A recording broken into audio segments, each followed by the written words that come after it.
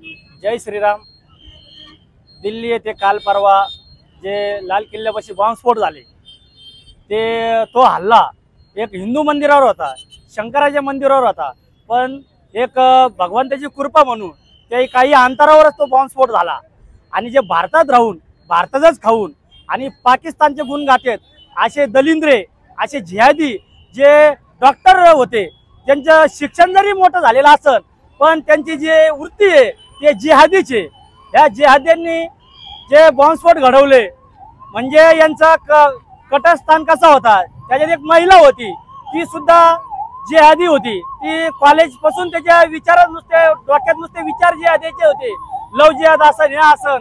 त्या महिलांचा या ठिकाणी आणि त्या आतंकवाद्यांचा आपण भूमिपुत्र प्रतिष्ठान आणि नालेगाव आणि सकल हिंदू समाजातर्फे या हरामी अवलादींचा जाहीर निषेध केलेला आहे।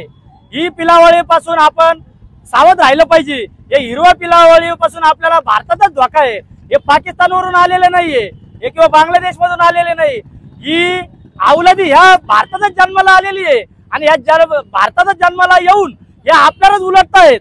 त्याच्यामुळं येणाऱ्या काळात किती शिक्षण यांचं मोठं झालं असेल, किती इंजिनियर झाले असतील किंवा कोणत्याही मोठ्या पदावर गेले असतील, तर यांची वृत्ती फक्त हे जिहादीच असणार आहे। त्या ठिकाणी आम्ही नालेगाव या ठिकाणी आम्ही त्यांचा जाहीर निषेध करतो आणि या हरामी अवलादींना याच्या पुढं या जिहादी अवलादींना आणि ह्या हिरवा पिलावळीला कुठेही थारा आपण द्यायचा नाही। ज्या ठिकाणी दिसतील त्या ठिकाणी यांच्यावर संशयानेच बघायचं। जय श्रीराम। आज भूमिपुत्र प्रतिष्ठान व सकल हिंदू समाजाच्या वतीने नेप्तीनाका चौक नालेगाव या ठिकाणी आपण जे दिल्ली येथे घडलेली घटना, त्या घटनेतील जे दहशतवादी होते, ते जे हिरव्या पिलावळी होत्या, ज्या दहशतवाद्यांचा आपण आज या ठिकाणी त्यांचे पुतळे जाळून आपण त्यांचा निषेध नोंदवलाय। त्यांनी ज्या भारत मातेविरुद्ध आपल्या कट रचली, भारतात राहून त्यांनी त्यांचं शिक्षण पूर्ण केलं, भारताचं अन्न खाल्लं आणि शेवटी त्याच भारत मातेवरती त्यांनी रक्तपात केला। अशा या जिहादी प्रवृत्तीचा आम्ही निषेध करतो।